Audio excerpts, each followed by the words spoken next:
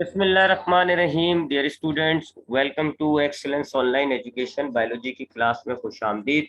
Biology में chapter coordination and control, इस chapter की स्टडी हम कर रहे थे। प्रीवियस क्लास में हमारा जो टॉपिक चल रहा था वो था एंडोक्राइन सिस्टम। हमने देखा कि हमारे एंडोक्राइन सिस्टम में कौन कौन से एंडोक्राइन ग्लैंड्स मौजूद होते हैं जी। काफ़ी ग्लैंड्स हमने पढ़े। Pancreatic gland, thyroid gland, parathyroid gland, hypothalamus को भी हम ग्लैंड कह लेते हैं, पेंक्रियास वगैरह वगैरह। इन ग्लैंड्स ने जो हार्मोन्स रिलीज करने होते हैं, उन हार्मोन्स के नाम और उनके काम हमने पढ़े। उसके बाद हमने देखा कि जी हार्मोन्स क्या होते हैं, हार्मोन्स का एक्शन का मैकेनिज्म कैसे होता है, उसकी टाइप्स वगैरह हमने देखी। फिर हमने जो टॉपिक प्रीवियस क्लास में हमने डिस्कस किया था वो हार्मोनल डिफिशिएंसी डिसऑर्डर्स, यानी हमारी बॉडी में अगर कोई हार्मोन कम हो जाता है तो उससे हमारी बॉडी में कौन कौन से डिसऑर्डर्स पैदा होते हैं। बहुत सारे डिसऑर्डर्स थे, हमने उनमें से काफी हद तक तो हमने स्टडी भी कर लिए थे कि सोमैटोट्रोपिक हार्मोन अगर ज्यादा हो रहा है तो क्या डिसऑर्डर है, कम हो रहा है तो क्या डिसऑर्डर है, बच्चों में हो रहा है तो क्या है, बड़ों में हो रहा है तो क्या, वगैरह वगैरह। एक और इम्पोर्टेंट, बहुत ही इंपॉर्टेंट डिसऑर्डर है, बहुत ही कॉमन देखा जाता है जी, डायबिटीज मेलाइटस। इस डिसऑर्डर को हम पहले डिस्कस कर लेते हैं, उसके बाद हम बात करेंगे बिहेवियर पे। डायबिटिक मेलाइटस क्या होता है? देखिए, हमने एक ग्लैंड पढ़ा था इसी चैप्टर में, उसका नाम था पेंक्रियास। पेंक्रियास एक ऑर्गन है, एक ग्लैंड कह लेते हैं हम इसको। हाँ, ये एक ऑर्गन है जी। ये एक्सोक्राइन ग्लैंड भी होता है, एंडोक्राइन ग्लैंड भी होता है। एक्सोक्राइन ग्लैंड हमने इसको क्यों कहा था? क्योंकि ये कुछ हार्मोन, कुछ एंजाइम्स बनाता है, digestive enzymes, amylase, trypsin, lipase. और वो एक डक्ट के जरिए, जिसको हम कहते हैं पेंक्रियाटिक डक्ट, उस डक्ट के जरिए ड्यूडेनम में ये एंटर कर देता है। तो उस हिसाब से ये एक्सोक्राइन ग्लैंड हो गया। और इसको हमने एंडोक्राइन ग्लैंड भी कहा। क्यों? क्योंकि इसके अंदर कुछ सेल्स होते हैं जिनको हम कुछ पैचेस होते हैं सेल्स के, जिनको हम कहते हैं इसलेट्स ऑफ लिंगर है। उनमें दो तरह के सेल्स होते हैं, एक कहलाते हैं एल्फा सेल्स और एक कहलाते हैं बीटा सेल्स। ये दो तरह के सेल्स होते हैं, अल्फा सेल्स और बीटा सेल्स। अल्फा सेल्स जो हार्मोन बनाते हैं उसको हम कहते हैं ग्लूकागॉन, और बीटा सेल जो हार्मोन बनाते हैं उनको हम कहते हैं इंसुलिन। तो हमारे पेंक्रियास में खास ग्रुप ऑफ सेल्स, एक यानी कि पैचेस हैं जी, एक हमारे पास सेल्स यानी कि एक हिस्सा है सेल्स का, इस लेफ्ट ऑफ लिंगर है। दो तरह के सेल्स होते हैं, alpha cells, beta cells. Alpha cells बनाते हैं ग्लूकागॉन और बीटा सेल बनाते हैं इंसुलिन। ये दोनों हार्मोन्स ब्लड में डिसॉल्व हो जाते हैं और ब्लड में जाके ये अपना फिर टारगेट सेल में पहुंच के अपना काम करते हैं। ठीक है जी, दोनों अपने टारगेट सेल्स पर जाएंगे, टारगेट ऑर्गन्स पर जाएंगे और वहाँ काम करते हैं। तो इस एतबार से हमने इसको एक एंडोक्राइन ग्लैंड भी कहा था। ठीक है जी, तो इसका एंडोक्राइन हम फंक्शन देख रहे हैं जी, रिपीट कर रहे हैं जरा। अब ग्लूकागॉन क्या करता है जी? ग्लूकागॉन पहली बात है जी, कब एक्शन करता है? कब एक्शन करता है? जब आपके ब्लड में ग्लूकोज लेवल कम होगा। ग्लूकोज की जो कंसेंट्रेशन है वो अगर लो होगी तो ग्लूकागॉन अपना एक्शन परफॉर्म करेगा। ये कहाँ पहुंचेगा जी? ये पहुंचता है आपके, यहाँ पे लिखते हैं जी हम, ये जब हमारे पास यानी कि ग्लूकोज का लेवल कम होगा तो ये हमारे लीवर में जाएगा, हमारे लीवर में जाएगा और लीवर को स्टिमुलेट करेगा कि वहां जो ग्लूकोज है, सॉरी ग्लाइकोजिन है, लीवर में हमारे पास जो ग्लूकोज है वो ग्लाइकोजिन की शक्ल में स्टोर हुई होती है और ये ग्लाइकोजिन को कन्वर्ट कर देगा किसके अंदर? ग्लूकोज के अंदर। ग्लूकोज के अंदर जो है हमारा ग्लाइकोजिन कन्वर्ट हो जाएगा। इसी तरह जो है हमारे पास डीअमाइनेशन होगी लीवर के अंदर, ये जो है अमाइनो एसिड्स को ये ब्रेक करेगा और उससे जो है वो ग्लूकोज भी बनेगी। तो इन दोनों सूरतों में जो ग्लूकोज बनेगी वो हमारे ब्लड में शामिल हो जाएगी, जिससे हमारा ग्लूकोज का लेवल मेंटेन हो जाएगा। अब आते हैं इंसुलिन की तरफ। जो बीटा सेल्स ने इंसुलिन हार्मोन बनाया, ये कब काम करता है जी? जब हमारे पास ब्लड में ग्लूकोज की कंसेंट्रेशन ज्यादा हो, यानी हमारे खून में ग्लूकोज जब ज्यादा होगी, हाई कंसेंट्रेशन होगी, तब इंसुलिन काम करता है। इंसुलिन तीन टारगेट साइट्स तक जाता है जी। Number one, liver. और ये क्या करेगा? लीवर के अंदर जाके स्टिमुलेट करेगा। तो जैसे इंसुलिन लीवर को मिलेगा, लीवर क्या करेगा? ग्लूकोज लेगा खून में से और उसको कन्वर्ट करके ग्लाइकोजिन में अपने अंदर स्टोर कर देगा, ग्लाइकोजिन। ठीक है जी। ग्लूकोज जैसे इंसुलिन मिला, ग्लूकोज लीवर ने क्या किया? खून में से धनाधन ग्लूकोज ली और उसको ग्लाइकोजिन में कन्वर्ट कर दिया। इसी तरह इंसुलिन का जो दूसरा टारगेट ऑर्गन होता है वो होते हैं मसल्स। और मसल्स में जब ये जाएंगे तो मसल्स क्या करेंगे जी, इंसुलिन की मौजूदगी में मसल्स हमारे ब्लड में से ग्लूकोज लेंगी और उनको जो है अमाइनो एसिड से प्रोटीन में कन्वर्ट करके अपने अंदर स्टोर कर लेंगी। तो कुछ ग्लूकोज जो है वो मसल्स ने कम कर दिया। और तीसरा टारगेट जो ऑर्गन होता है वो इनका एडिपोज टिश्यू होते हैं, हमारी स्किन वगैरह पे पाए जाते हैं जी एडिपोज टिश्यू। और एडिपोज टिश्यू जैसी इंसुलिन इनको मिलता है तो ये क्या करते हैं, ब्लड में से ग्लूकोज को लेते हैं और उसको जो है वो फैट में कन्वर्ट करके अपने अंदर स्टोर कर लेते हैं। तो इन तीनों सूरतों में आप देख रहे हैं जी, ब्लड में से ग्लूकोज कम हो रहा है जी, और इससे हमारे पास जो ब्लड में ग्लूकोज का लेवल हाई हुआ हुआ था वो जो है वो कम हो जाएगा। ये जरा ध्यान में रखिएगा काम। अब आते हैं डायबिटिक मिलाइटस में। डायबिटिक मिलाइटस के अंदर क्या फॉल्ट आता है जी, क्या डिसऑर्डर होता है कि हमारा या तो इंसुलिन की प्रोडक्शन या उसका काम खराब हो जाए। इंसुलिन, सिर्फ इसकी बात हो रही है जी, ठीक है जी। इंसुलिन मैं नीचे लिखता हूँ। डायबिटिक मिलाइटस क्या डिसऑर्डर है जी, एक ऐसा डिसऑर्डर है जिसके अंदर हमारी बॉडी में जो इंसुलिन होता है या तो उसकी प्रोडक्शन कम हो जाती है या जो इंसुलिन का काम होगा वो मुतासिर हो जाएगा। डिसरप्शन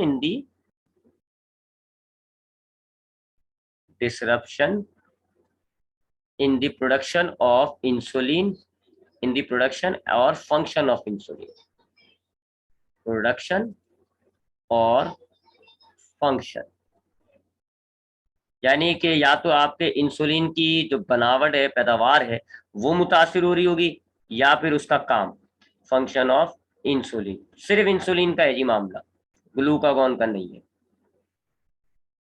ठीक है जी। तो अगर आपके आपके बॉडी के अंदर जो इंसुलिन है, जो बीटा सेल्स इंसुलिन प्रोड्यूस कर रहे हैं, या तो बीटा सेल में कोई फॉल्ट हो जाएगा जिससे इंसुलिन बनना कम हो जाएगी, या फिर इंसुलिन तो बन रही होगी, बीटा सेल इंसुलिन बना रहे होंगे, लेकिन इंसुलिन अपने टारगेट साइट तक जाकर अपना काम परफॉर्म नहीं कर रही होगी।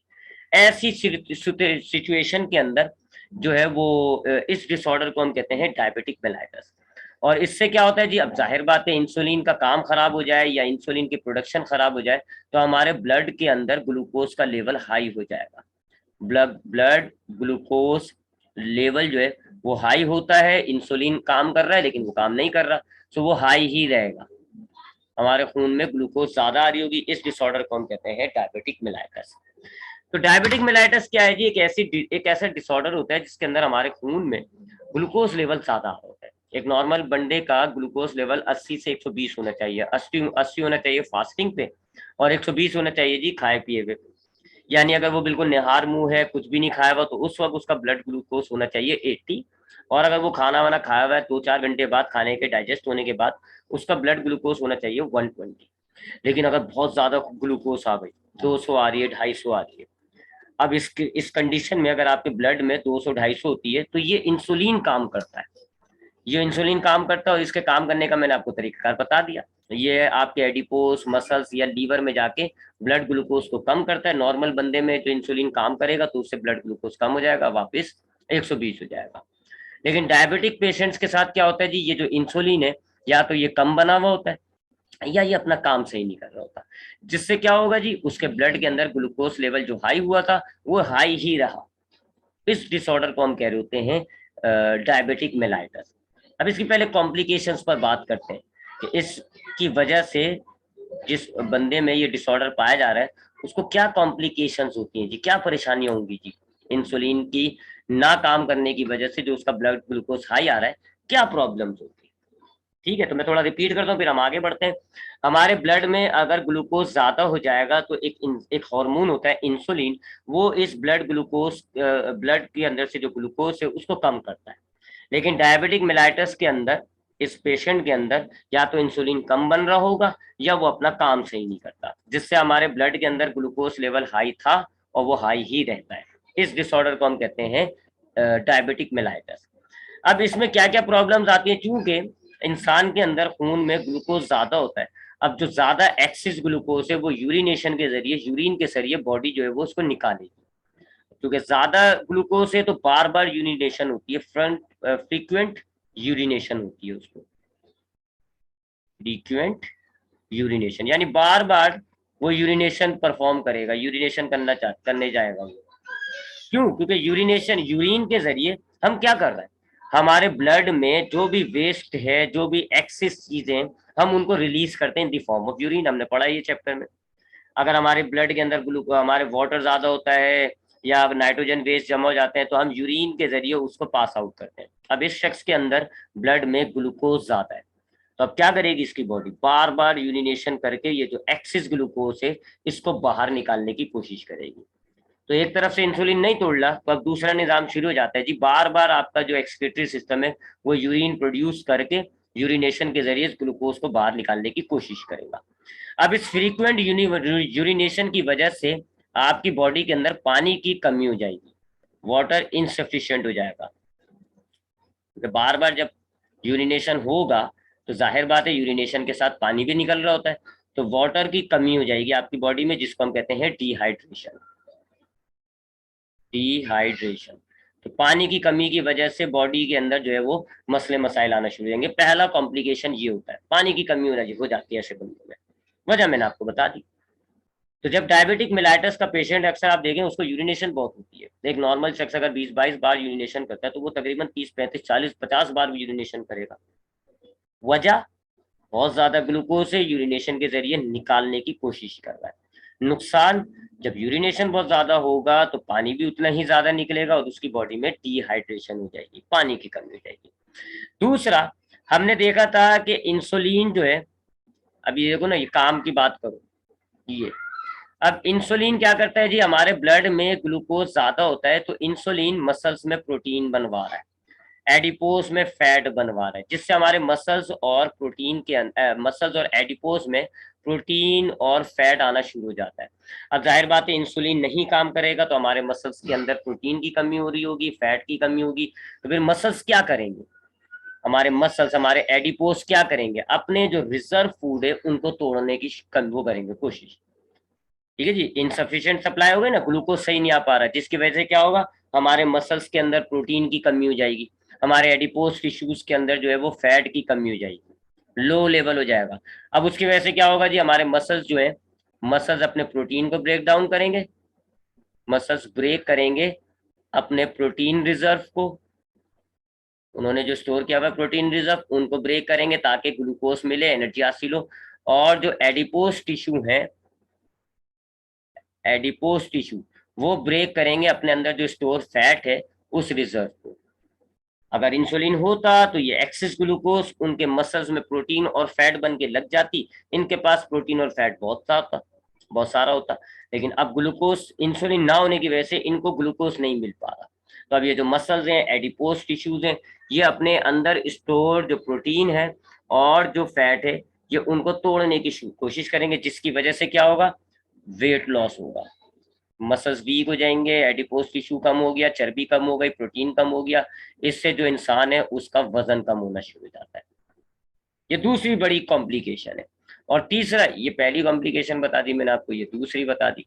और तीसरा बड़ा जो फर्क पड़ रहा होता है बॉडी के अंदर, वो ये कि अब ये जो फैट ब्रेक होता है, जब फैट कैटाबोलाइज होता है, जब फैट ब्रेक होता है, तो फैट की कैटाबॉलिज्म प्रोड्यूस करती है ketone bodies, catabolism produce ketone bodies.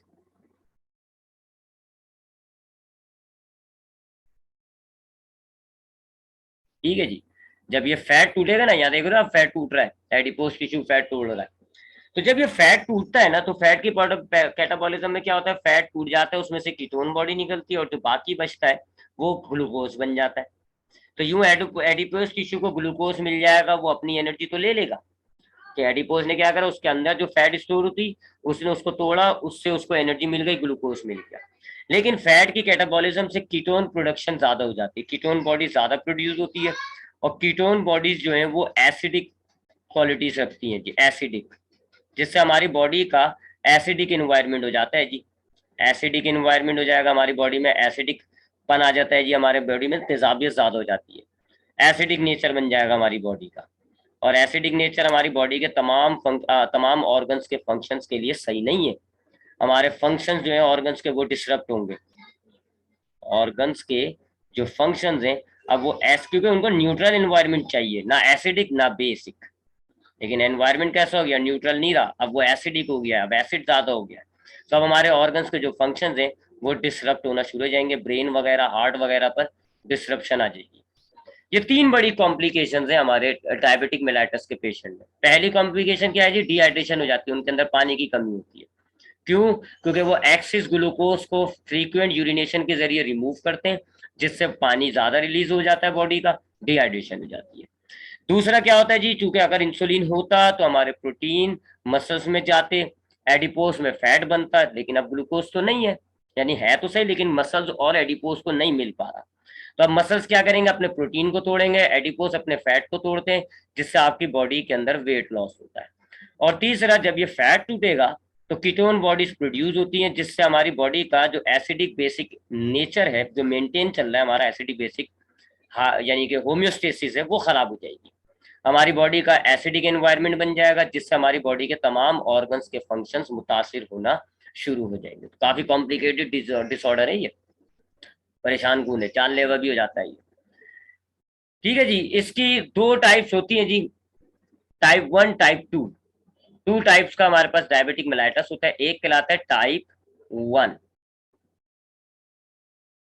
Type 1 में आपके जो बीटा सेल्स हैं वो डैमेज हो जाते हैं। आपका जो इम्यून सिस्टम होता है, जिसको हम कहते हैं auto immune system, auto immune system, हमने ये पढ़ा था कि हमारा जो इम्यून सिस्टम है वो जो फॉरेन पार्टिकल्स आते हैं, बैक्टीरिया वायरस वगैरह, उनको मारता है। लेकिन बाज़ औक़ात गलती से हमारा जो ऑटो इम्यून सिस्टम है वो हमारे अपने ही सेल्स को मारना शुरू कर देता है।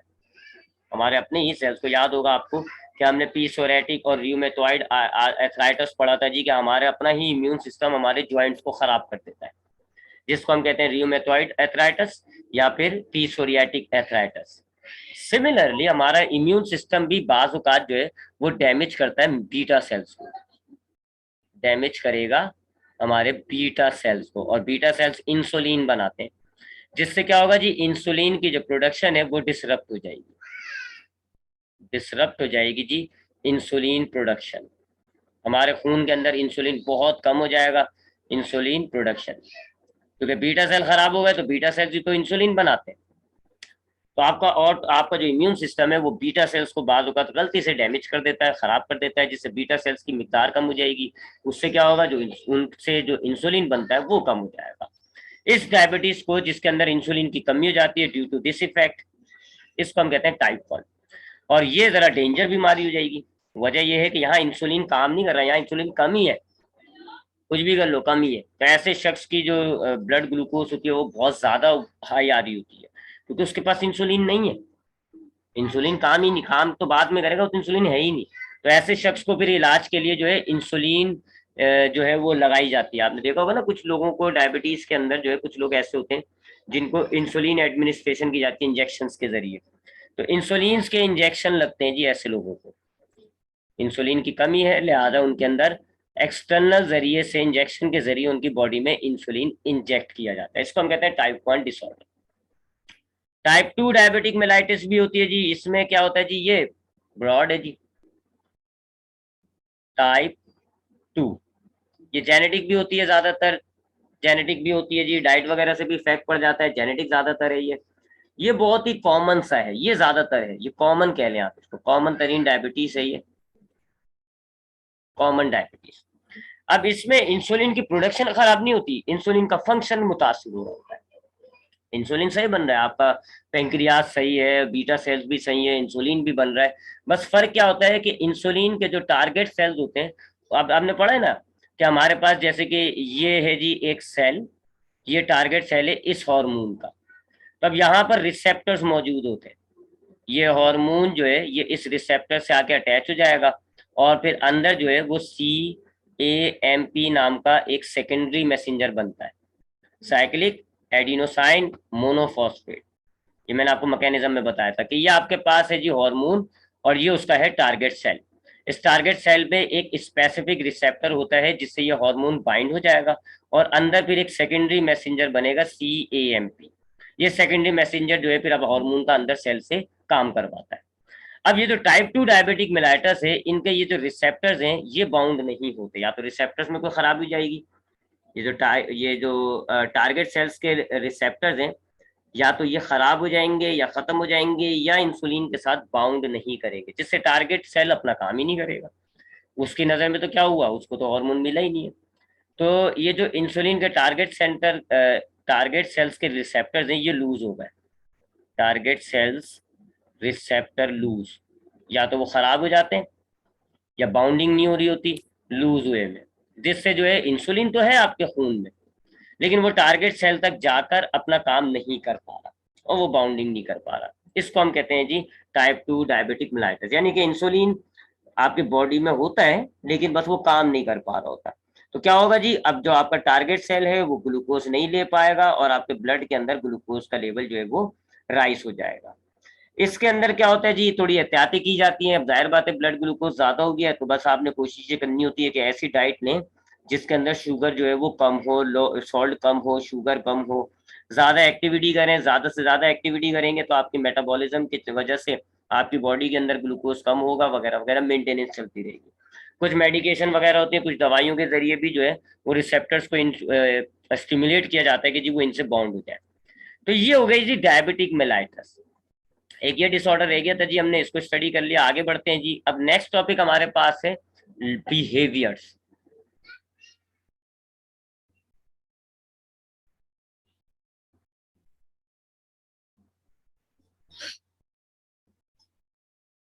अच्छा जी, अब हमारे पास है जी अगला टॉपिक, ये इस चैप्टर का समझ लें आप आखिरी टॉपिक है। बिहेवियर क्या होता है और उसकी कुछ टाइप्स होंगी जी, वो हमने स्टडी करनी है। बिहेवियर, बिहेवियर को उर्दू में आप कहते हैं बर्ताव। ठीक है ना, आपको अगर कोई सलाम करता है, आपका बिहेवियर क्या है, आप उसको जवाब दोगे। ठीक है, उर्दू में बिहेवियर का मतलब होता है बर्ताव। अब हम आम लाइफ में बिहेवियर का मतलब क्या समझ रहे होते हैं जी, एक तो वो इखलाकी बिहेवियर होता है, अच्छा बिहेवियर, बुरा बिहेवियर। अगर किसी ने आपको सलाम किया है, आपने उसको जवाब दे दिया, अच्छा बिहेवियर है। सलाम का जवाब नहीं दिया, बुरा बिहेवियर है। अच्छे बुरे को भूल जाए। बिहेवियर अभी हम क्या समझते हैं जी, कोई किसी ने अगर मुझे कोई एक स्टिमुलस दिया है, मैं उसका रिप्लाई करूंगा, मैं उसका रिस्पॉन्स करूंगा, इसको हम कहते हैं बिहेवियर।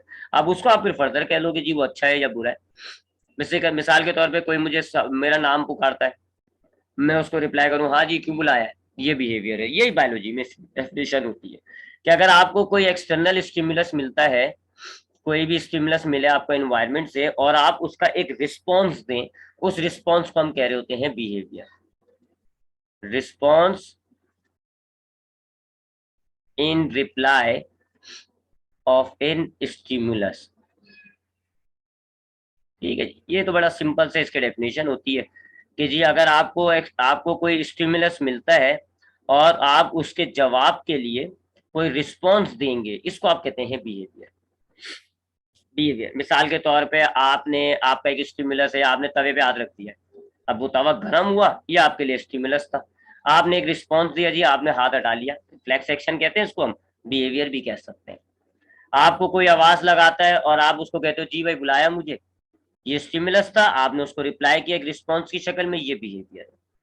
तो बिहेवियर से मुराद होता है कि अगर आपको कोई स्टिमुलस मिलता है और आप उसका रिस्पॉन्स दें, एक एनिमल को अगर एक स्टिमुलस मिलता है और वो उसका रिस्पॉन्स देता है, इसको हम कहते हैं बिहेवियर। बिहेवियर की स्टडी करना, बिहेवियर को स्टडी करना, इसके लिए हमारे पास बायोलॉजी की एक ब्रांच होती है ईथोलॉजी।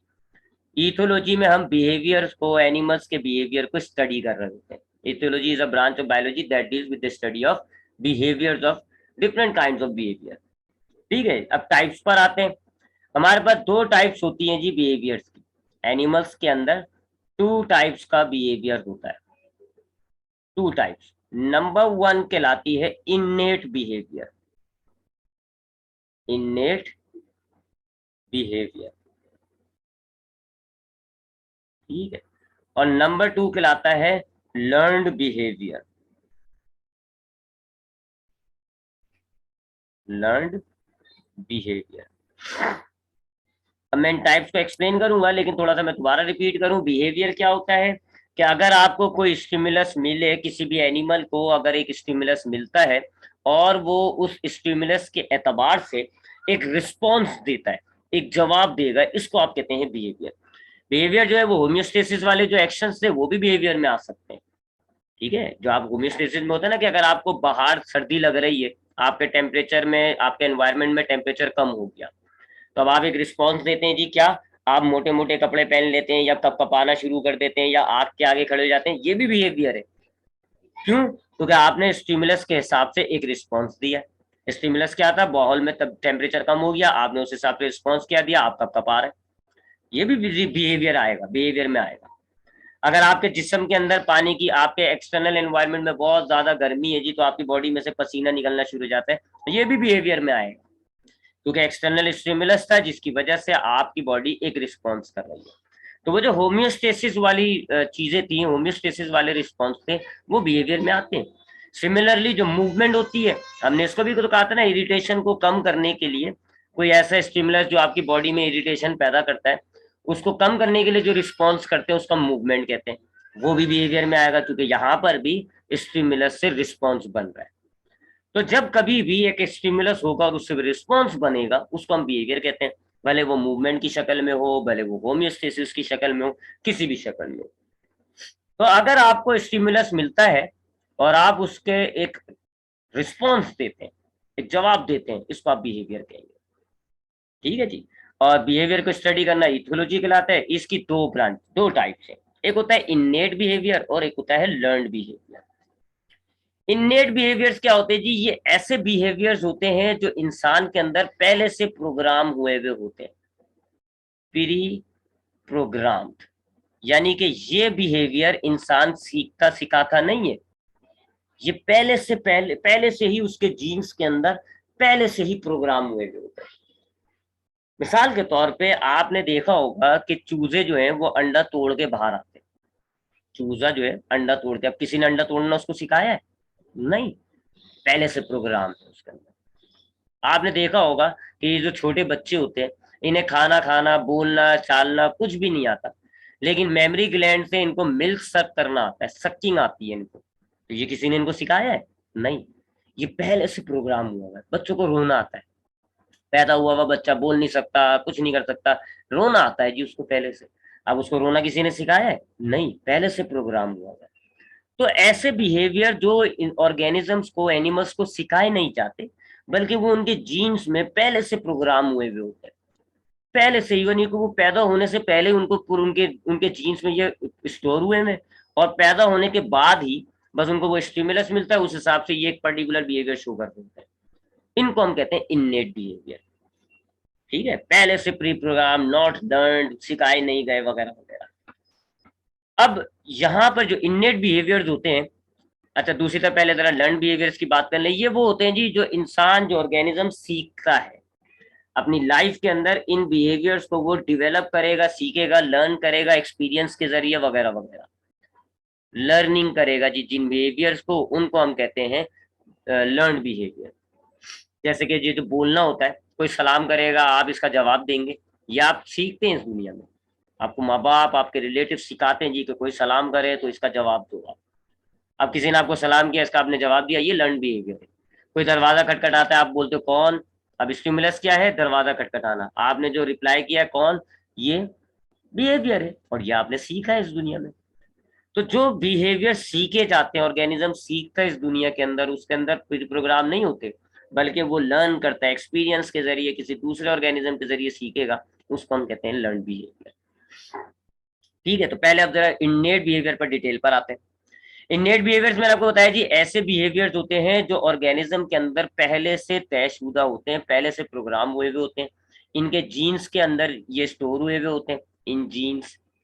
लिहाजा जब वो पैदा होगा उसको ये बिहेवियर पहले से आता होगा, बस उसका एक पर्टिकुलर स्टिमुलस होगा, जैसे उसको वो स्टिमुलस मिलेगा, ये बंदा, ये शख्स, ये एनिमल वही प्रोग्राम बिहेवियर शो करना शुरू कर देगा। ठीक है जी, मैंने आपको इसके एग्जाम्पल्स भी दी। ठीक है जी, तो ये पहले से प्री प्रोग्राम होते हैं, इनके अंदर एक स्पेसिफिक स्टिमुलस होगा, और जब इनका जो रिस्पॉन्स होगा वो प्रिडिक्टेबल होता है।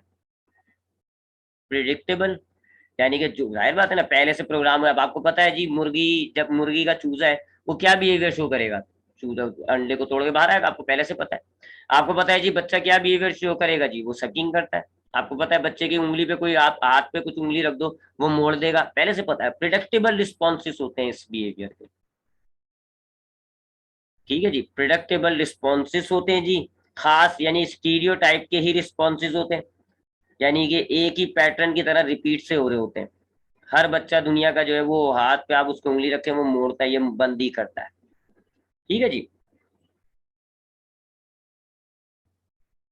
तो इननेट बिहेवियर्स क्या है, ऐसे नॉट लर्न भी लिख दूं मैं लिख देता हूं, नॉट लर्नड, लर्नेबल, सिखाए नहीं जाते, नॉट लर्न एबल। ठीक है जी। ये वो बिहेवियर्स होते हैं जो सिखाए नहीं जाते, बल्कि ऑर्गेनिज्म जब पैदा होता है उसके जीन के अंदर पहले से प्रोग्राम हुए हुए होते हैं। ऐसे बिहेवियर्स को हम कहते हैं इननेट बिहेवियर्स। इनका जो रिस्पॉन्स होता है प्रेडिक्टेबल होता है। आपको पता होगा कि इस स्टिमुलस पर ये वाला ऑर्गेनिज्म यही बिहेवियर करेगा, इसका जो बिहेवियर होगा वो प्रिडिक्टेबल होता है, आपको पता होगा क्या रिस्पॉन्स करेगा। और स्टीरियोटाइप होता है जी, यानी कि एक ही तरह का रिस्पॉन्स होगा, एक ही तरह का रिस्पॉन्स होता है। जबकि ये जो लर्न बिहेवियर है इनका आप अपोजिट कर लें, ये सीखते हैं आप, ये सीखेंगे जिसको आप अपडेट भी कर सकते हैं। आज आप सलाम कर रहे हैं, कल किसी ने आपको सिखाया, आपने पूरा सलाम करना शुरू कर दिया, अस्सलाम वालेकुम व रहमतुल्लाहि व बरकातहू। आप लर्न करते हैं जी, इसको पहले से एक्सपीरियंस के जरिए भी सीखते हैं, दूसरे रिलेटिव्स आपको सिखाते हैं। इनके रिस्पॉन्सेस प्रिडिक्टेबल नहीं होते, अनप्रिडिक्टेबल होते हैं, अनप्रिडिक्टेबल। आपको हर कोई सलाम करेगा, आप क्या एक ही रिस्पॉन्स दोगे, वालेकुम अस्सलाम? नहीं जी, किसी को आप सलाम का जवाब नहीं दोगे जिससे आपका फड्डा चल रहा हो। अनप्रिडिक्टेबल है ना। आपको कोई सलाम करेगा, मैं नहीं कह सकता कि आप हर बंदे का जवाब वालेकुम अस्सलाम देंगे। हो सकता है किसी को आप पूरा जवाब दे दें वालेकुम अस्सलाम, हो सकता है आप किसी को जवाब ही ना दें, उससे डायरेक्ट आप बातचीत शुरू कर दें, भाई कहाँ था तू, ये था वो था। अनप्रिडिक्टेबल रिस्पॉन्सेज हैं, यानी इस बिहेवियर में हम रिस्पॉन्स को प्रिडिक्ट नहीं कर सकते।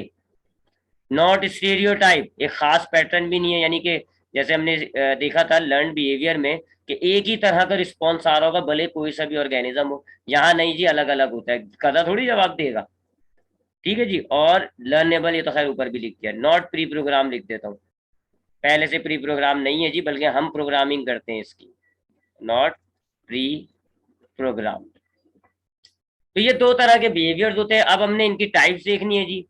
Learn behave innate behaviour, sorry, innate behaviour की हमारे पास चार टाइप्स हैं जी, जल्दी जल्दी देख लेते हैं जी। एक कहलाती है काइनेसिस। ठीक है जी। चार टाइप्स है हमारे पास। एक कहलाती है काइनेसिस, दूसरी कहलाती है टैक्सेस। एक मिनट रुकिएगा, दो हो गई जी। तीसरी कहलाती है रिफ्लेक्सेस। ये जो रिफ्लेक्स एक्शन होते हैं ये भी बिहेव, मैंने तो कहा है ना, ये तो बिहेवियर्स हैं और ये पहले से प्रोग्राम हुए हैं। हमें थोड़ी किसी ने सिखाया है कि गर्म चीज पर हम हाथ रखें तो हाथ हटा लेंगे। और आखिरी होती है जी फेक्स एक्शन पैटर्न। चार टाइप्स होती है। काइनेसिस के अंदर ये ऐसे इननेट बिहेवियर्स होते हैं जिनके अंदर डायरेक्शन, जो स्टिमुलस की डायरेक्शन है वो मायने नहीं रखती, बस सिर्फ इंटेंसिटी मालूम मायने रखती है। यानी अगर आपको स्टिमुलस हल्का मिल रहा है तो रिस्पॉन्स हल्का होगा, स्टिमुलस ज्यादा हैवी मिल रहा है तो रिस्पॉन्स जो है वो तगड़ा होगा। बस सिर्फ ये, कहाँ से मिल रहा है, क्या डायरेक्शन है, नहीं जी, और पहले से प्रोग्राम है। मिसाल के तौर पे वुड लाइस, यानी कि लकड़ियों की जो दीमक होती है, इसके अंदर एक पहले से प्रोग्राम, पहले से प्रोग्राम यानी कि इननेट बिहेवियर, एक पहले से प्रोग्राम बिहेवियर इसके अंदर फिट हुआ हुआ है। क्या कि ये सूखी जगहों की तरफ भागता है। कोई सूखी यानी लकड़ी पे होगा, गीली लकड़ी होगी तो वहां है, जहां इसको सूखी लकड़ी नजर आएगी ये वहां जाएगा, भले इसको जरूरत हो भले इसको जरूरत ना हो, भले कुछ भी हो, नहीं जाएगा तो। It always travel in the dry environment. ये इसके अंदर पहले से प्री प्रोग्राम हुआ है, याद रखिएगा, प्री प्रोग्राम है ये वाला मूवमेंट इसका।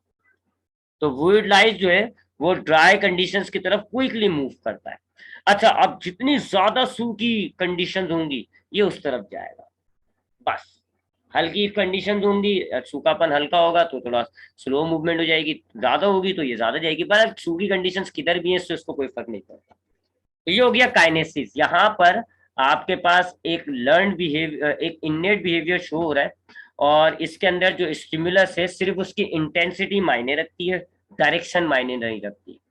Not related to direction, not related to direction of stimulus. ठीक है जी, स्टिमुलस किस डायरेक्शन से मिल रहा है ये मायने नहीं रखता, बस सिर्फ किस पर डिपेंड कर रहा है जी, इंटेंसिटी ऑफ स्टिमुलस पे। इसी तरह दूसरा जो है टैक्सिस, ये काइनेसिस का उल्टा होता है। इसके अंदर जो स्टिमुलस मिलता है उसकी डायरेक्शन मायने रखती है, related to direction of stimulus. ठीक है जी, ये दोनों एक दूसरे के अपोजिट हो गई। ऊपर वाला जो था काइनेसिस, उसके अंदर स्टिमुलस की सिर्फ इंटेंसिटी मायने रखती है जी, कि स्टिमुलस ज्यादा है या कम है, बाकी डायरेक्शन मायने नहीं रखती। डायरेक्शन जो है ना वो मायने नहीं रखती। अब आपको देखो मिसाल के तौर पर आपको कोई सलाम करे, अस्सलाम वालेकुम, आप ये देखो कि कहाँ से सलाम आ रही है, बोला आपने वालेकुम अस्सलाम। ठीक है ना, एक मिसाल दी है मैंने।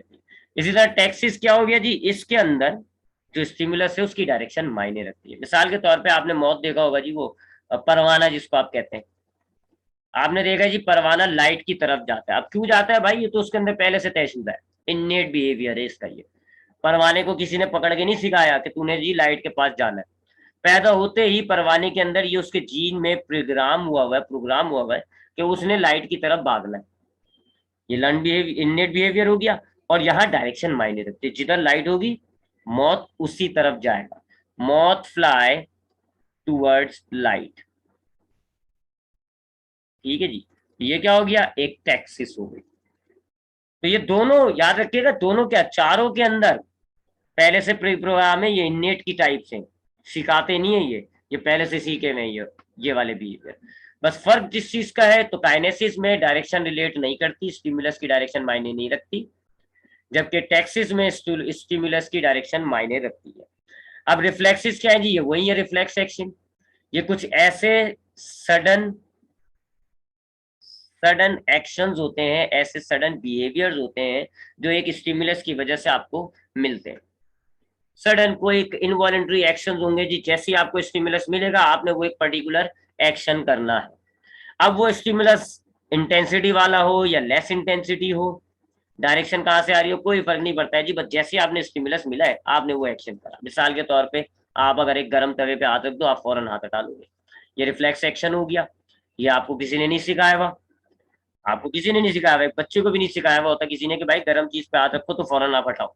बच्चा भी अगर किसी एक गर्म चीज में हाथ रखेगा वो भी फौरन हाथ हटाएगा। तो ये एक इन्नेट बिहेवियर हो गया। इंटेंसिटी, गर्म बहुत ज्यादा गर्म है या हल्का गर्म है, आप हाथ हटाओगे। ये थोड़ी कहोगे यार नहीं यार 70 डिग्री सेंटीग्रेड अब मैं नहीं हटा रहा, 80 हो गया अब मैं हटा रहा हूँ, ऐसा थोड़ी होता है। तो ना इंटेंसिटी मायने रखती है ना डायरेक्शन मायने रखती है। आपके हाथ में हीट आ रही है बस, ऊपर आ रही है नीचे आ रही है, दैट डजंट मीन्स। तो ना डायरेक्शन ना इंटेंसिटी, बस सडन एक्शन, इनवॉलेंट्री एक्शन जो होते हैं उनको आप कहते हैं reflex action. Fix action pattern ये क्या होते हैं जी, एक और एनिमल को एक रिस्पॉन्स मिलेगा, सॉरी एक स्टिमुलस मिलेगा, एनिमल को एक स्टिमुलस मिलेगा और उसके हिसाब से वो एक सीरीज ऑफ एक्शन करने लग जाएगा, सीरीज ऑफ एक्शन या सीरीज ऑफ रिस्पॉन्स करने लग जाएगा, 3-4 किस्म के रिस्पॉन्स हो रहे होंगे उसके। अब अगर आप स्टिमुलस हटा भी तो तब भी वो अपने इस सीरीज ऑफ एक्शन को कंप्लीट करेगा। ठीक है जी, मिसाल के तौर पे जी ये स्टिमुलस है एक्स, जब ये एक एनिमल को मिलता है तो वो एक एक्शन ए फिर बी फिर सी फिर डी करता है जी। ठीक है जी, ये उसका एक पैटर्न है, ये पैटर्न है जी। अब ये स्टिमुलस दिया आपने, इसने यही पैटर्न शो करना है। अब अगर ए हुआ बी हुआ, बी के बाद आपने स्टिमुलस हटा दिया तो ये रुकेगा नहीं, कंटिन्यू रहेगा, ए के बाद बी, बी के बाद सी, सी के बाद डी, डी के बाद ऐसे पहले से बिहेवियर। मिसाल के तौर पे याउनिंग जो होती है, यानी उर्दू में आप कहते हो इसको जमाई, आपको जब जमाई आएगी, ये बहुत ज्यादा लेट हो जाते हो, रात हो जाती है, ये स्टिमुलस हो गया, इससे आपकी बॉडी के अंदर एक बिहेवियर आता है, क्या आप जमाई लेते हैं। अब जमाई में आपने देखा होगा जी एक लंबा सा प्रोसेस होता है, मुंह आहिस्ता आहिस्ता खुलता है, ऐसा होता है ना, जमाई आती है पूरी आपकी हवा निकल जाती है मुंह से, उसके बाद फिर आप वापस मुंह बंद करते हो। ये है जी सीरीज ऑफ एक्शन। ऐसा तो नहीं है कि आपको ने रात को आपकी जमाई शुरू हुई बस थोड़ी सी हुई उसके बाद रुक गई, पूरा पैटर्न आप निपटाओगे, इसको हम कहते हैं फिक्स एक्शन पैटर्न। तो ये बिहेवियर की एक टाइप हो गई। दूसरी टाइप को इंशाल्लाह नेक्स्ट क्लास में हम डिस्कस करेंगे। बिहेवियर में आपको दोबारा रिपीट कर दूं, बिहेवियर क्या है जी, कुछ स्टिमुलस जिनकी वजह से आप एक रिस्पॉन्स देते हैं तो उस रिस्पॉन्स को आप बिहेवियर कहते हैं। इसकी स्टडी को इथोलॉजी कहलाती है जी। 2 टाइप्स होती हैं। अगर बिहेवियर्स ऐसे हैं कि जो ऑर्गेनिज्म ने सीखे नहीं है बल्कि उसके जीन्स में स्टोर हुए हैं, इसको हम कहते हैं इननेट बिहेवियर। और ऐसे बिहेवियर जो ऑर्गेनिज्म अपनी जिंदगी में सीखता है उनको हम कहते हैं लर्न बिहेवियर। इननेट बिहेवियर में 4 टाइप्स हमने डिस्कस करी। काइनेसिस में स्टिमुलस की जो इंटेंसिटी है ये मायने रखती है, स्टिमुलस की डायरेक्शन मायने नहीं रखती। टैक्सिस के अंदर स्टिमुलस की डायरेक्शन मायने रखती है कि स्टिमुलस कहां से आ रहा है, उस हिसाब से रिस्पॉन्स होगा। रिफ्लेक्सिस ये आपके कुछ ऐसे सडन अचानक होने वाले कुछ ऐसे इनवॉलेंट्री एक्शंस होते हैं जिनका बिहेवियर तय है, स्टिमुलस मिलेगा आपका खास एक्शन होगा बस, ना इंटेंसिटी ना डायरेक्शन, किसी चीज पे फर्क नहीं पड़ता। जबकि फिक्स एक्शन पैटर्न एफएपी क्या है जी, कुछ आपको स्टिमुलस मिलते हैं जिससे आपकी बॉडी में एक सीरीज ऑफ एक्शन होता है, वो पहले से तयशुदा है, आपने नहीं सीखा, पहले से तयशुदा है। अगर आप स्टिमुलस हटा भी देंगे तब भी ये पूरा सीरीज ऑफ एक्शन जो है ये पूरा कंप्लीट होगा, इसको आप कहते हैं फिक्स एक्शन पैटर्न। अब इंशाल्लाह नेक्स्ट क्लास में हम ये जो लर्न बिहेवियर है इनकी टाइप्स को देखेंगे और इंशाल्लाह फिर हमारा ये चैप्टर जो है वो खत्म हो जाएगा। कोई सवाल है आपका तो